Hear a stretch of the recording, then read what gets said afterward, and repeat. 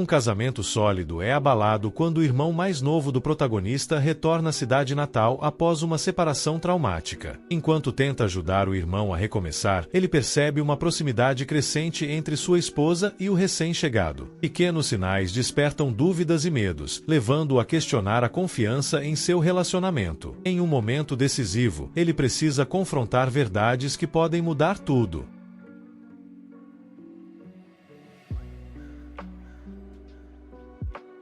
Descobri que minha esposa estava me traindo com meu irmão. Me divorciei dela e não tive mais contato com meu... Estou casado com minha esposa Rachel, 32 anos, há 6 anos. Temos um relacionamento muito forte. Diria que passamos pelo drama típico de casal, mas crescemos com isso e temos um relacionamento cheio de amor. Tudo estava bem até cerca de 8 meses atrás, quando meu irmão Sam, 28 anos, voltou para nossa cidade natal depois de morar na Flórida desde os 18 anos. A namorada dele, de longa data, o dispensou e se mudou para uma nova cidade, deixando-o destituído. As circunstâncias do término deles ainda são amplamente desconhecidas. Quando meu irmão voltou, ele nos contou que ela estava traindo-o com mulheres. Eu não a conhecia muito bem, mas isso parecia inacreditável. Eu só tinha encontrado com ela 3 vezes, já que meu irmão só vinha para casa no Natal e ficava por 3 a 4 dias. Ela o acompanhou 2 vezes durante os 5 anos deles juntos. A outra vez que a conheci foi quando minha esposa e eu fomos visitá-los por um dia nas nossas férias, há 3 anos. Ela simplesmente não me parecia a pessoa que teria uma vida dupla e deixaria Sam com nada. Tentei entrar em contato com ela uma vez, mas descobri que ela me bloqueou, então deixei pra lá. Sam se mudou de volta para a casa dos nossos pais, Greg, 55 anos, e Jamie, 56 anos. Durante o primeiro mês em que ele estava aqui, ele teve dificuldades para encontrar trabalho, então sugeri que talvez Rachel pudesse ajudá-lo. Ela ocupa um cargo alto na empresa onde trabalha, e pensei que ela poderia interceder. Ela fez isso, e ele conseguiu uma vaga no departamento dela. Esse trabalho é na área dele. Para contexto, meu irmão e eu nunca fomos muito próximos. Ele é o filho de ouro, pelo menos para o nosso pai, e nossa mãe é submissa em relação a ele. Não é muito óbvio, apenas 1 milhão de pequenas coisas. Por exemplo, ambos ganhamos carros quando fizemos 16 anos, mas eu ganhei um Dodge Neon de 8 anos, e ele um Mitsubishi Eclipse de 2 anos. As práticas esportivas, uniformes e competições dele custaram milhares de dólares ao longo dos anos. Algumas dessas competições ficavam a 6 ou 7 horas de distância, e eles nunca se importaram. Enquanto isso, quando eu pedia 50 rallies para um acampamento de vôlei ou basquete na faculdade local, eles me davam, mas parecia que eu estava pedindo para eles me construírem um estádio. O que mais me irritou foi quando, aos 17 anos, estava com minha namorada, perdi a noção do tempo e cheguei 15 minutos após o horário de curfew. Eles tomaram meu carro por um mês inteiro por causa disso, enquanto meu irmão, no ano seguinte, voltou para casa 2 horas depois do horário e cheirando a maconha, e só levou uma bronca. Não fiquei exatamente triste quando ele foi para a faculdade e decidiu ficar na Flórida. Apesar de tudo isso, ele começou a passar mais e mais tempo na nossa casa, o que no começo pensei que fosse um esforço dele para se aproximar de mim. Depois, comecei a perceber que ele e Rachel estavam cada vez mais íntimos. Eles conversavam sobre tudo por longos períodos e começaram a ter piadas internas. Se eu tentasse me incluir, eles diziam que era coisa de trabalho. Quando perguntei para minha esposa sobre isso, ela simplesmente disse que eles tinham muitas coisas em comum e estavam trabalhando em vários projetos juntos no trabalho. O primeiro sinal de alerta foi depois de cerca de 1 mês disso. Ele estava na nossa casa sempre que eu voltava do trabalho. Rachel e eu temos horários de trabalho diferentes. Ela tem um expediente tradicional das 8 horas às 16h30 e eu trabalho das 10 horas às 19 horas. Isso acontecia com bastante frequência. Quando perguntei sobre isso, sempre recebi a mesma resposta. Tínhamos algumas coisas de trabalho para fazer. Há 2 meses, notei algo que me fez questionar minha própria sanidade. Eu faço a cama todo dia antes de sair para o trabalho. Sempre a faço de maneira que a parte aberta da fronha fique voltada para a borda da cama. Sam estava em casa naquele dia. Quando voltei, ele jantou conosco e depois foi para a casa dos meus pais. Quando nos deitamos, percebi que 2 dos travesseiros estavam com as fronhas voltadas para o meio da cama. Perguntei para minha esposa se ela havia estado na cama aquele dia.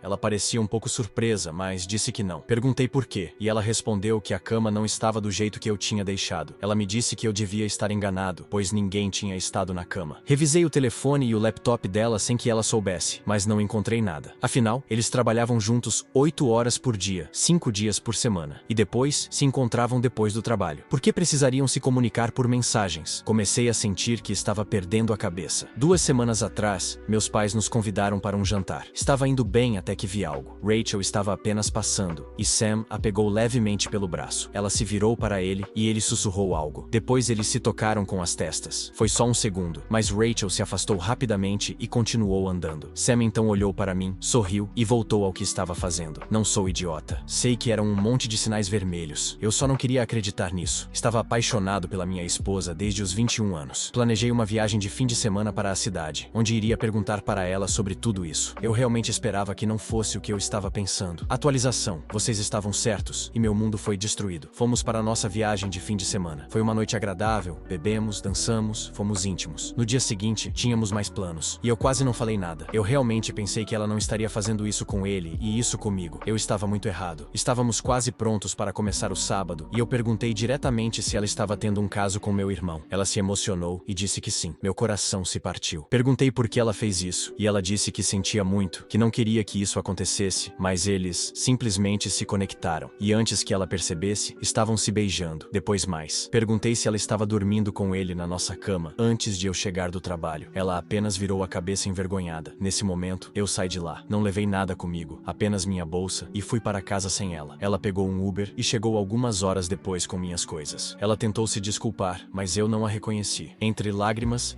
ela fez as malas e foi para um hotel. No dia seguinte, contei para meus pais. Eles já sabiam. Eles disseram que sentiam muito pelo que aconteceu e disseram que Sam havia saído na noite anterior e talvez não voltasse por alguns dias. Tenho certeza de que ele foi ficar com Rachel. Isso aconteceu há 3 meses. Nosso divórcio está quase finalizado. Rachel encontrou um apartamento rapidamente e Sam se mudou para lá com ela. Só estou entrando em contato com ela por causa do divórcio. No começo, ela disse que eu poderia ficar com a casa e as economias. Acho que isso foi culpa falando. Depois de alguns dias, ela disse que teríamos que dividir a casa. Eu sei que foi Sam colocando isso na cabeça dela. Eu já havia transferido tudo para uma nova conta. Então, não houve briga por isso. Assim, 9 anos da minha vida se foram. Ela não tem ideia do que está fazendo. Ele é um narcisista e vai descartá-la eventualmente. Sam tem sido extremamente cruel durante todo esse processo. Alguns dias depois de descobrir, ele me marcou em uma postagem do Facebook. Era uma selfie dele com ela, dando-lhe um beijo na bochecha. A legenda dizia, sentindo-se amado. Foi nojento.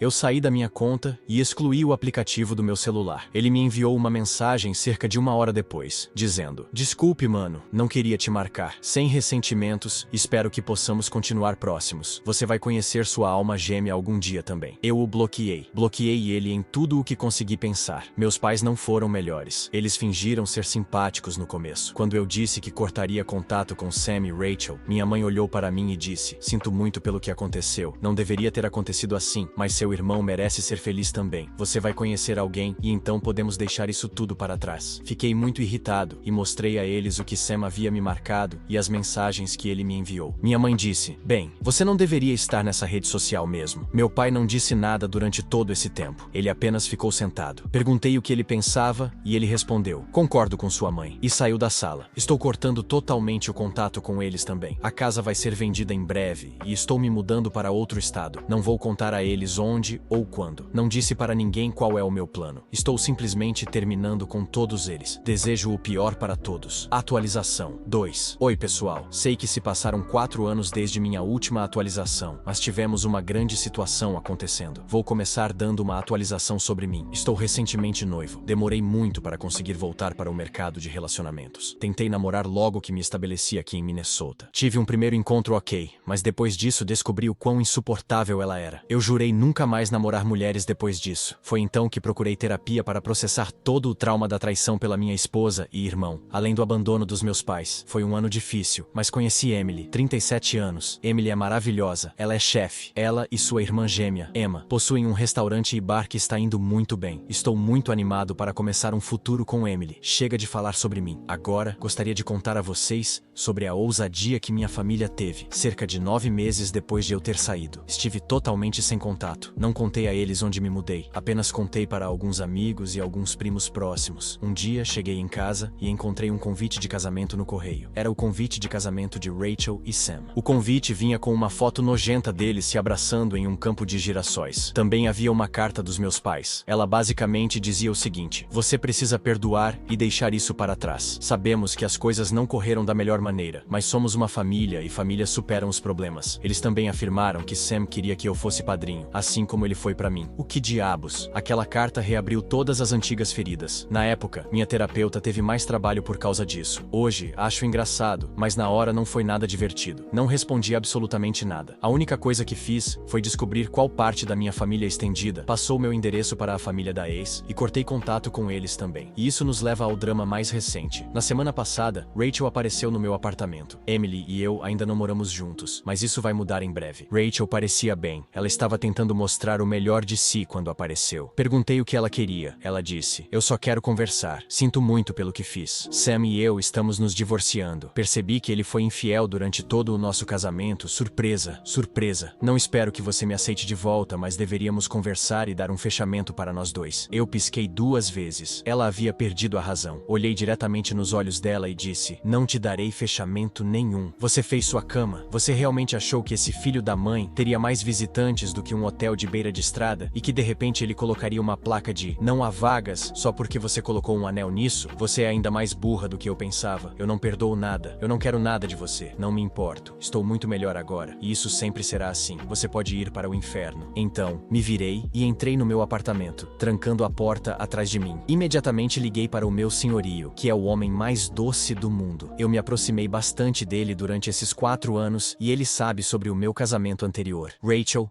ainda estava lá fora no corredor. Alguns minutos depois, suas 2 sobrinhas, que ajudam a cuidar do prédio, chegaram e avisaram Rachel de que ela não era bem-vinda e estava em uma lista negra. Se ela voltasse, chamariam a polícia por invasão de propriedade. Eu esperava que isso fosse o fim, mas não foi. Eu tenho um horário fácil de trabalho das 9h às 17h agora, por isso costumo ir ao restaurante quase toda noite quando Emily está gerenciando. Não fico no caminho. Só fico lá curtindo os poucos minutos que ela pode me dar. Me tornei bom amigo de muitos funcionários, que incluem bastante da família de Emily e Emma, e é realmente o ambiente familiar que eu sempre quis ter. Estava lá na noite seguinte, quando Rachel entrou e simplesmente se sentou na minha mesa. Era uma terça-feira tranquila. Emily percebeu e imediatamente foi até mim verificar como eu estava. Ela reconheceu Rachel das fotos que eu mostrei a ela. Rachel estendeu a mão para Emily. Emily apenas olhou para a mão dela e perguntou: "Quer que eu atire daqui?" Eu disse: "Ainda não. Tenho 1 ou 2 perguntas." Rachel se animou, como se estivesse ganhando alguma coisa. "Que ferramenta?" eu perguntei. Ela para me contar o que aconteceu entre ela e o Sam. Vou admitir que foi pura curiosidade mórbida. Ela nos contou que ele estava tendo pelo menos 2 casos com mulheres casadas. Velhos hábitos custam a morrer, acho. Isso foi 2 anos depois. Foi um tempo difícil para mim, ela disse, revirando os olhos. Eu a interrompi. "Você não é tão burra assim. Você se protegeu ou ele pegou metade de todas as suas coisas?" Rachel respondeu com um sorriso arrogante. "Eu aguentei quase mais 1 ano com ele para começar a guardar dinheiro e vender alguns bens. No final, ele pegou uma fração do que teria pegado." Eu perguntei: "E o que aconteceu com ele então?" Rachel respondeu: "Ele teve que voltar a morar com os pais dele." "De novo?" perguntei satisfeito. Ela disse: "Sim, obrigado. Era isso que eu queria ouvir. Pode ir embora agora, Emily. Você ouviu? Tire-a do meu restaurante, Rachel." "Mas não, eu quero..." Eu a cortei. "Sem perdão, sem fechamento. Eu só queria saber que meu irmão fracassado está morando em casa de novo. Sai." Emily se levantou e apontou para a porta. Rachel olhou ao redor e viu que estava sendo observada com raiva pelo bartender e 2 membros da equipe de garçons. Ela se levantou com o rabo entre as pernas e se virou para a porta. Emily começou: "E se você voltar?" Rachel rapidamente a interrompeu. Sim,